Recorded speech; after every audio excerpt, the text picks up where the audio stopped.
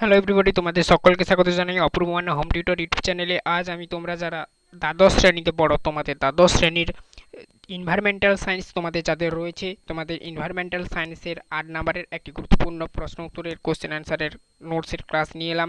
তো দেখতেই পাচ্ছ লেখা রয়েছে স্ক্রিনে সমস্ত কিছু। আজকের আমরা যে প্রশ্নটা সম্পর্কে আলোচনা করব সেটা হচ্ছে পরিবেশের ওপর এগ্রোকেমিক্যালসের প্রভাব আলোচনা করো। ঠিক আছে, এগ্রোকেমিক্যালসের ব্যবহারের ফলে পরিবেশে কী কী প্রভাব পড়ে না পড়ে সেই সম্পর্কে ডিটেলস বিস্তারিত আমরা এই নোটসে উত্তরটা দেখব।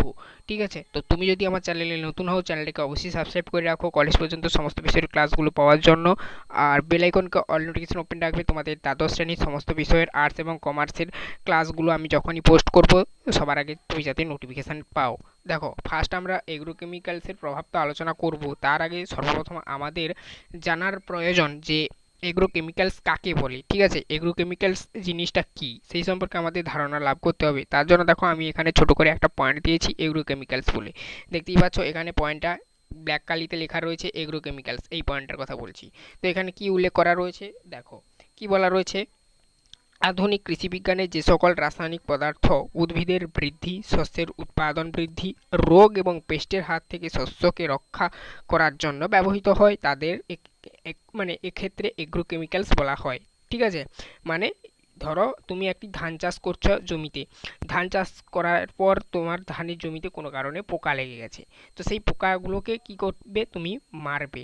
ঠিক আছে, মারার জন্য তোমাকে কি করতে হবে, কীটনাশক কিনে নিয়ে আসতে হবে বাজার থেকে কীটনাশক কিনে নিয়ে এসে সেটাকে স্প্রে করতে হবে।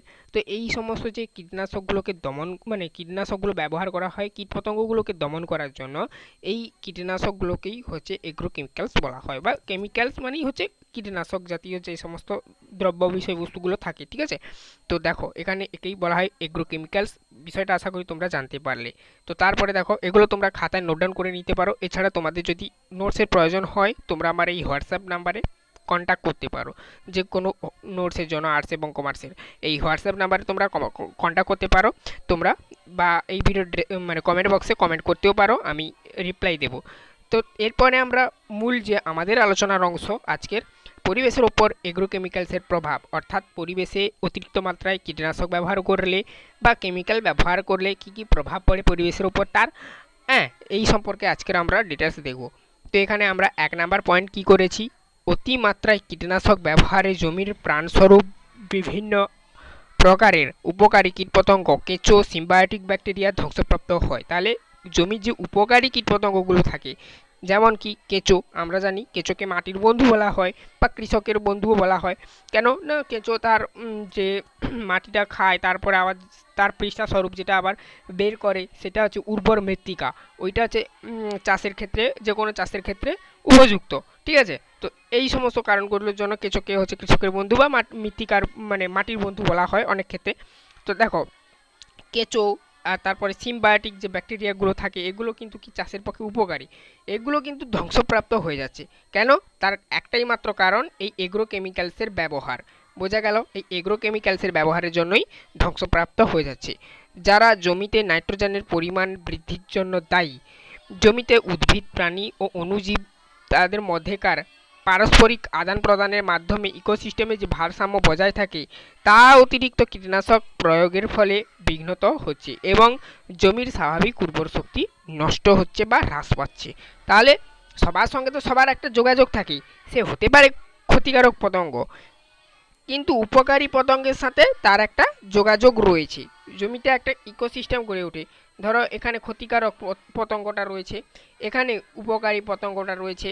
এখানে ধরো এটা ধরো যে ক্ষতিকারক পতঙ্গ এটা হচ্ছে বেশি বেশি পরিমাণ ক্ষতি করে। ঠিক আছে, এখানে আবার একটা কম পরিমাণ ক্ষতিকারক পতঙ্গ রয়েছে বা কীট কীট রয়েছে। আবার এখানে উপকারীটা যেটা রয়েছে এটা ধরো উপকারী বেশি, হ্যাঁ উপকারী বেশি, এটা এখানে দেখা যাবে কম উপকারী রয়েছে। এরকম করে সবার সঙ্গে সবার একটা যোগাযোগ স্থাপন থাকে, এটাকে বলা হয় ইকোসিস্টেম চেন।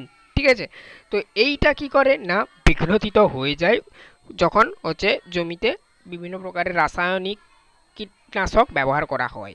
তারপরে দেখো এই জন্য কি জমির উর্বর শক্তিটা নষ্ট হয়ে যাচ্ছে। দ্বিতীয় নম্বর পয়েন্ট আমরা কি দেখব, দ্বিতীয় নাম্বার পয়েন্ট যেটা আমি তোমাদেরকে দিয়েছি, দেখো কোঅর্ডিনেটেড হাইড্রোকার্বন বিভিন্ন কীটনাশককে ব্যাপকভাবে ধ্বংসপ্রাপ্ত করে। তাহলে কোঅর্ডিনেটেড জাতীয় যে কীটনাশকগুলো হয়ে থাকে, করিনেটেড জাতীয়, ঠিক আছে, সেগুলো কি করে না এই হাইড্রোকার্বনগুলো কি করে কীটপতঙ্গগুলোকে ব্যাপকভাবে ধ্বংসপ্রাপ্ত করে বা করতে পারে। অতিরিক্ত ব্যবহারে বা অতি ব্যবহারের কারণে বিভিন্ন কীটপতঙ্গ কীটনাশক প্রতিরোধী হয়ে উঠেছে। তাহলে যেমন এগুলো কীটপতঙ্গগুলোকে ধ্বংস করছে, দীর্ঘদিন ধরে এগুলো ব্যবহারের ফলে কীটপতঙ্গগুলোও কিন্তু এগুলোকে সহ্য করে নেওয়ার একটা নিজেদের মধ্যে মানে সমতা বা হচ্ছে সহনশীলতা তৈরি করে ফেলছে। তার ফলে কি হচ্ছে দেখো 1950 খ্রিস্টাব্দে ম্যালেরিয়ার বিরুদ্ধে যে অভিযান শুরু হয়েছিল, ঠিক আছে, তা আজও অব্যাহত। কারণ কি?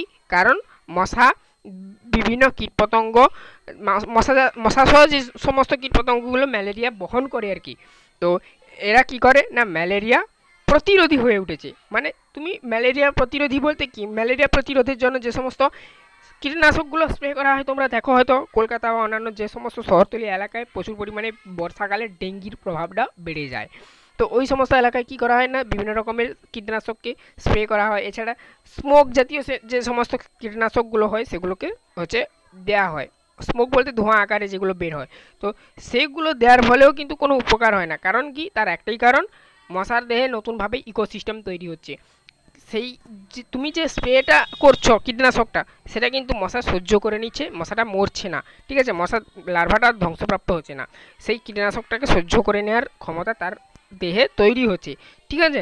এটাই বলা রয়েছে এখানে, যে কোনো প্রাণীর দেহে অতিরিক্ত পরিমাণে দীর্ঘদিন ধরে কীটনাশক ব্যবহার করার ফলে তার যে কীটনাশকের যে সহ্য করার ক্ষমতাটা সেটা তৈরি হয়ে যাচ্ছে, সহনশীলতাটা, ঠিক আছে। এরপরে আমরা নেক্সট পয়েন্ট 3 নাম্বার পয়েন্ট আলোচনা করব। 3 নাম্বার পয়েন্ট কী লিখেছি এখানে দেখো তোমাদের জন্যে, আগাছা কীটপতঙ্গনাশক হিসাবে ডিডিটি। ডিডিটির ফুল ফর্ম কি তোমরা আশা করি জানো। ডিডিটির ফুল ফর্মটা আমি বলে দিচ্ছি, ডি অক্সি রাই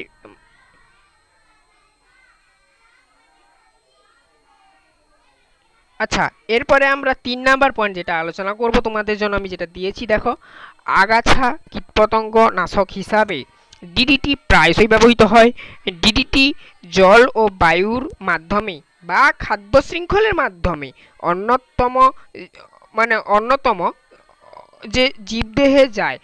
অন্যতম এখানে দেখো, অন্যতম বলতে আমি এখানে অন্যান্য হতো, আমি যখন টাইপিং করেছিলাম কম্পিউটারে তখন একটু স্পেলিংটা মিস্টেক হয়ে গেছে, এটা অন্যান্য হবে, তোমরা একটু সংশোধন করে নেবে, ঠিক আছে, অন্যান্য, ঠিক আছে, এটা অন্যান্য হবে, তোমরা একটু সংশোধন করে নেবে।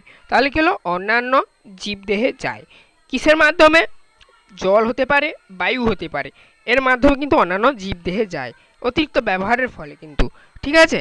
তো অন্যান্য জীবদেহে যায় এবং কোষে স্থায়ীভাবে সঞ্চিত থাকে, নিজেদের পরিমাণ ক্রমশ বাড়ায়। তাহলে কি হলো, যে কোনো প্রাণীর দেহে গেল এবং সেই সমস্ত যার যে সমস্ত প্রাণীর দেহে গেল সেই সমস্ত প্রাণী দেহে কিন্তু কোষে সঞ্চিত থাকছে, এটা কিন্তু নষ্ট হয়ে যাচ্ছে না, এবং সঞ্চিত থেকে কি করছে না এর যে নিজের যে পরিমাণটা সেটা ক্রমশ বাড়তে থাকে, অর্থাৎ শরীরে বিভিন্ন রকমের রোগ এসে দেখা যেতে পারে, ঠিক আছে। তো এরপরে দেখো এই ঘটনাকে কি বলা হয়, বায়োলজিক্যাল ম্যাগনিফিকেশন বলে। তাহলে তোমাকে যদি এখান থেকে একটা প্রশ্ন হয় 2 নাম্বারের বা 1 নাম্বারে তোমাকে দিতে পারে, তোমাদের সহসা 1 নাম্বারের হয়, তোমরা যখন কলেজে পড়বে তখন তোমাদের 2 নাম্বারের প্রশ্ন হয়।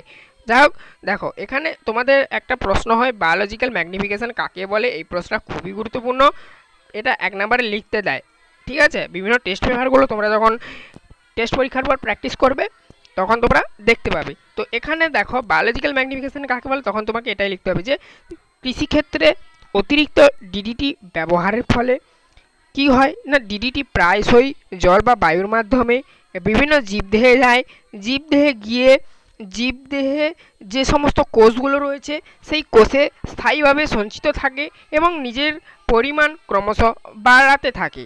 এই ঘটনাকেই বায়োলজিক্যাল ম্যাগনিফিকেশন বলে, বোঝা গেল। এরপর আমরা 4 নাম্বার পয়েন্ট আলোচনা করব, তারপর 5 নাম্বার পয়েন্ট আলোচনা করে আমরা এই নোটসটা কমপ্লিট করব। 4 নাম্বার পয়েন্টে কী বলা রয়েছে দেখো, এই যৌগ প্রভাবে উদ্ভিদ অসঙ্গত বৃদ্ধি পরিলক্ষিত হয়। মানে এই যৌগ বলতে যে সমস্ত কীটনাশকগুলো ব্যবহার করা হয়, সে ডিডিটি হতে পারে, অন্য কোনো যে কোনো ধরনের কীটনাশক হতে পারে, ব্যবহারের ফলে কিন্তু কি হয়, উদ্ভিদের অসঙ্গত বৃদ্ধি সেটা লক্ষ্য করা যায়।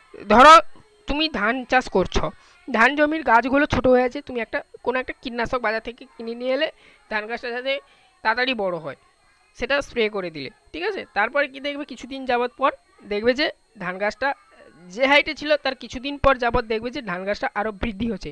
এই কথাটা এখানে তুলে ধরা হয়েছে, এইরকমই ব্যাখ্যা করা হয়েছে কি না, এই সমস্ত যৌগ মানে যে কোনো কীটনাশক গাছের বৃদ্ধির জন্য যেগুলো ব্যবহার করা হয় আর কি। তো মানে যৌগর ব্যবহারের প্রভাবে উদ্ভিদের অসংগত যে বৃদ্ধিটা, মানে ধরো সে সময় নিয়ে নিয়ে স্বাভাবিকভাবে একটা বাড়তো, কিন্তু তাকে তুমি কম দিনের মধ্যে বাড়ানোর জন্য যে সমস্ত কীটনাশকগুলো ব্যবহার করছো, সেই কীটনাশকগুলো ব্যবহার করার ফলে কি হচ্ছে না, উদ্ভিদের অসংগত বৃদ্ধি পরিলক্ষিত হচ্ছে বা দেখা যাচ্ছে, মানে কম দিনের মধ্যে বেড়ে উঠছে। তার বাড়তে হয়তো টাইম লাগতো 10 দিন, কিন্তু সে 5 দিনে 10 দিনে যে হাইট হতো সেটা 5 দিনে সে পূরণ করে নিচ্ছে। এই অসংগত বৃদ্ধিটা দেখা যাচ্ছে, বোঝা গেল। তারপরে দেখো পয়েন্ট আমরা দেখব কি, তথা শেষ পয়েন্ট কি বলা রয়েছে এখানে লক্ষ্য করো। এই কীটনাশক পদার্থগুলি পক্ষীদের বা পাখিদের, এখানে দেখো পক্ষীদের বা পাখিদের বলতে একই শব্দ, আমি তোমাদের অবলিক দিয়ে দিয়েছি যেন প্রজননতন্ত্রের ওপর প্রভাব বিস্তার করে। তাহলে আমাদের মানব দেহে যেমন স্নায়ুতন্ত্রে থেকে যায় এবং ধীরে ধীরে সেটা বৃদ্ধি হয় এবং বিভিন্ন রোগের প্রকোপ ঘটায় এবং অবশ্যই আমরা মারা যাই, ঠিক তেমনিভাবে পাখিদের কিন্তু প্রজননতন্ত্রের ওপর সরাসরি প্রভাব বিস্তার করে। আমাদের তো ধীরে ধীরে ক্রিয়া করে, কিন্তু পাখিদের ক্ষেত্রে মানে তাড়াতাড়ি কুইক এটা ক্রিয়া করে। কি হয় না, প্রজননতন্ত্রের উপর প্রভাব বিস্তার করে এবং তার ফলশ্রুতি স্বরূপ কি দেখা যায়, ফলশ্রুতি স্বরূপ পাখিদের সৃষ্ট ডিমের যে খোলস হয় সেই খোলসগুলো কিন্তু বা খোসাগুলো কিন্তু হালকা হয়, অর্থাৎ পাতলা হয়, ঠিক আছে। তো হালকা হওয়ায় ডিম থেকে বাচ্চা বের হওয়ার আগে বা পূর্বে ডিমটা ফেটে যায়, ফলে কি হয় না, বাচ্চাটা আর হয় না। তার ফলে কি হবে, পরিবেশে পাখির যে ইকোসিস্টেমটা বা পক্ষীদের যে ইকোসিস্টেমটা সেটা ধ্বংসপ্রাপ্ত হচ্ছে ধীরে ধীরে, অবশ্যই পাখির পরিমাণ কমছে, ঠিক আছে। তো এই ছিল এই প্রশ্নটার উত্তর, এই প্রশ্নটার উত্তর আমি তোমাদের সঙ্গে আলোচনা করলাম। আশা করি তোমরা বুঝতে পারলে যে পরিবেশের উপর এগ্রোকেমিক্যালস ব্যবহার করলে কি কি প্রভাব দেখা যায় আর এগ্রোকেমিক্যালস কাকে বলে এই সম্পর্কে বললাম। আর এখান থেকে একটি গুরুত্বপূর্ণ প্রশ্ন হয়, এই প্রশ্নটা বায়োলজিক্যাল ম্যাগনিফিকেশন কাকে বলে, এটা তোমাদের প্রায়শই 1 নম্বরে লিখতে দেয়, হয় টেস্ট পরীক্ষায় থাকতে পারে নতুবা তোমাদের এইচএসএল ফাইনাল পরীক্ষায় থাকতে পারে। তো এই ছিল টোটাল আজকের ভিডিওটা।